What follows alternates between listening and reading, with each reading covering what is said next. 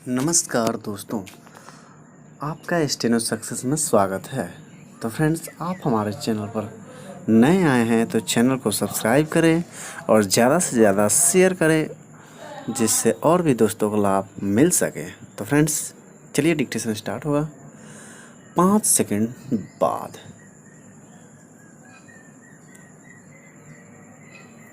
Start. Narendra Modi सरकार के दूसरे कार्यकाल का 1 वर्ष पूरा हो गया। सरकार ने 30 मई 2019 को पदभार संभाला था। नरेंद्र मोदी का विश्व के लोकप्रिय कदावर नेता के रूप में उभरना भारत की लोकतांत्रिक राजनीति की एक असाधारण उपलब्धि है।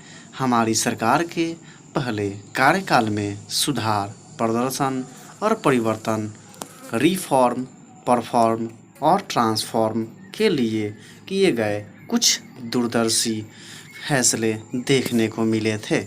सबसे महत्वपूर्ण हिस्सा सामान्य नागरिकों का समावेश और उनका सशक्तिकरण करना था, चाहे डिजिटल इंडिया के माध्यम से प्रौद्योगिकी का उपयोग हो, JAM ट्रिनिटी का उपयोग करके वित्तीय समावेशन का प्रयास हो, या स्वच्छ भारत अभियान के रूप में स्वच्छता और स्वास्थ्य सुधार के लिए जन आंदोलन, या आयुष्मान भारत जैसे कार्यक्रमों के जरिए स्वास्थ्य सेवा पहुंचाने के प्रयास।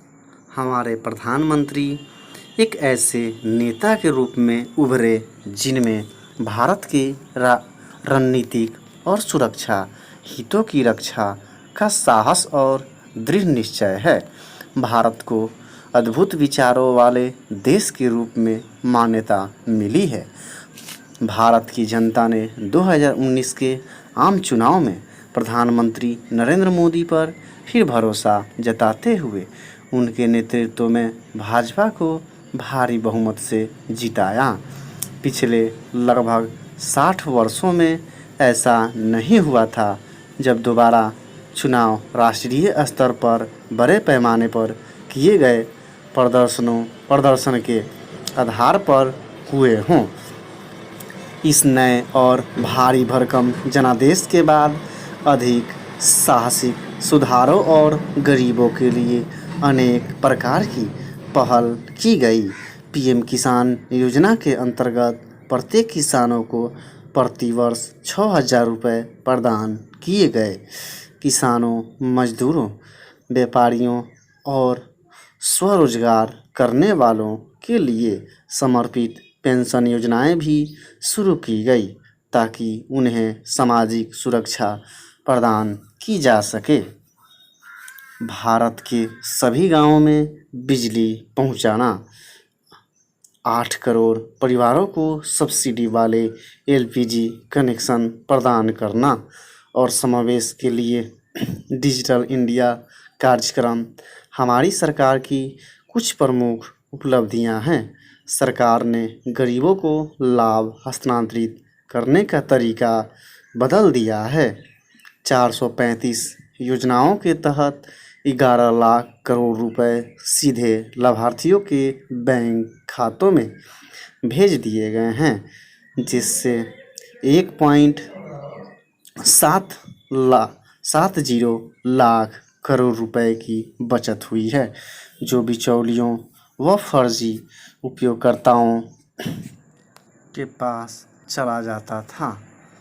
अनुच्छेद 370 को निरस्त करके 3 तलाक पर रोक लगाने और पड़ोसी देशों में जुल्म के शिकार अल्पसंख्यकों को नागरिकता देने के लिए कानून बनाने की ऐतिहासिक पहल को पथ प्रवर्तक कहा जा सकता है। आर्थिक मोर्चे पर भारत विदेशी प्रत्यक्ष निवेश के लिए एक पसंदीदा स्थान बन गया है। ईज ऑफ डूइंग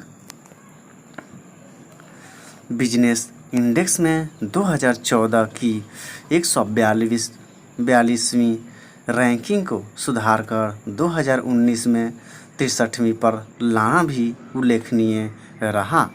भारत दुनिया में दूसरे सबसे बड़ा मोबाइल फ़ोन निर्माता बनकर उभरा। हालांकि सबसे चुनौतीपूर्ण क्षण कोविड-19 के रूप में सामने आया, जब प्रधानमंत्री ने अनुकरणीय साहस, सहानुभूति और प्रतिबद्धता का परिचय दिया। इसे फैलने से रोकने के लिए लॉकडाउन एकमात्र तरीका था। एक आश्चर्यजनक तुलना से पता चलता है कि कोविड-19 से प्रभावित 15 प्रमुख देशों, चीन को छोड़कर, की जनसंख्या 142 करोड़ है और इन देशों में मरने वालों की संख्या 3.07 लाख से अधिक है, जबकि भारत की जनसंख्या 137 करोड़ है और यहाँ मौतों की संख्या 4,534 है। भारत में ठीक होने वालों की संख्या भी अधिक है। शुरुआती चरणों में प्रधानमंत्री ने स्वयं समाज के गरीब और कमज़ोर तबके के लिए 1.70 लाख करोड़ रुपए के भारी मुआवजे की घोषणा की।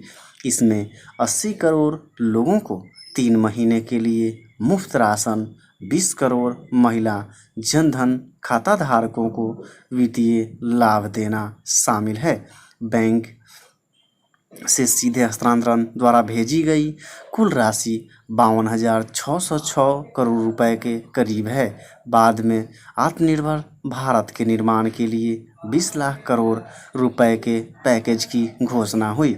किसानों, ग्रामीण अर्थव्यवस्था, प्रवासी श्रमिकों, शहरी गरीब और मध्यम वर्ग के घर खरीदारों के लिए 3.16 लाख करोड़ रुपए रखे गए हैं। अगले 2 महीने तक गरीब परिवारों को मुफ्त खाद्यान्न की अगली किस्त और रेहड़ी पटरी वालों को 10,000 रुपये तक का आसान ऋण भी पैकेज में शामिल है। ग्रामीण रोजगार गारंटी योजना के लिए भी अतिरिक्त 40,000 करोड़ रुपए का आवंटन किया गया है। सरकार ने कृषि बुनियादी ढांचे के लिए 1.63 लाख करोड़ रुपए की घोषणा की है। कृषि उपज की बिक्री देश भर में कहीं भी किसी भी खरीदार को करने की अनुमति दी गई है। इससे किसान को उसकी उपज का अधिकतम मूल्य मिलेगा। प्रधानमंत्री ने भारतीयों को रचनात्मक और उद्यमशील क्षमताओं के विकास की चुनौती को स्वीकार किया है। वह कोविड-19 के समय लंबित सुधारों का भी समाधान चाहते हैं, ताकि आत्मनिर्भरता के आंदोलन को प्रभावी बनाया जा सके। इसमें कोयला और खनन क्षेत्रों में साहसिक सुधार शामिल है। भारत विमान रखरखाव और मरम्मत का एक केंद्र बनने की ओर बढ़ा है। रक्षा उत्पादन में स्वदेशीकरण हुआ है। कोविड-19 ने नवाचारों में एक बड़ा उछाल देखा है। आरोग्य सेतु जैसे प्लेटफॉर्म वीडियो कॉन्फ्रेंसिंग पर नवीन भारतीय उत्पाद पाइपलाइन में है। हाँ, प्रवासी मजदूरों की दुर्दशा वास्तव में बहुत पीड़ादायक है और हम सभी को इसे कम करने की पूरी कोशिश करनी होगी। मनरेगा की धनराशि के अधिक आवंटन जैसे कदम उठाए गए हैं। प्रवासियों के आने जाने के लिए लगभग 3,500 श्रमिक स्पेशल ट्रेनें चलाई गई हैं। प्रवासियों की स्क्रीनिंग के लिए मानवीय प्रावधान किए गए हैं। क्वारंटीन सुविधाएं प्रदान करने के लिए राज्य सरकारों को सहयोग और मुफ्त राशन की व्यवस्था की गई है। कोविड-19 ने पहाड़ के समान कठिनाइयां खड़ी की हैं। यह हमारे प्रधानमंत्री के निर्णायक नेतृत्व के अलावा राज्य सरकारों की एक टीम के रूप में साथ साथ काम करने के कारण संभव हुआ है। भारत ने दुनिया के अन्य देशों की तुलना में इस संकट को कहीं बेहतर तरीके से संभाला है। नरेंद्र मोदी सरकार ने जो साहस और सहानुभूति दिखाई है वह निश्चित रूप से हमें इस संकट से उबरने में सक्षम बनाएगी। हमें यकीन है कि यह चुनौती देश के लिए एक बड़ा अवसर पैदा करेगी। भारत का समय आ गया है। स्टॉप। तो फ्रेंड्स, डिक्टेशन अच्छा लगे तो लाइक, शेयर और सब्सक्राइब करना न भूलें। मिलते हैं नेक्स्ट वीडियो में, तब तक के लिए जय हिंद, जय भारत।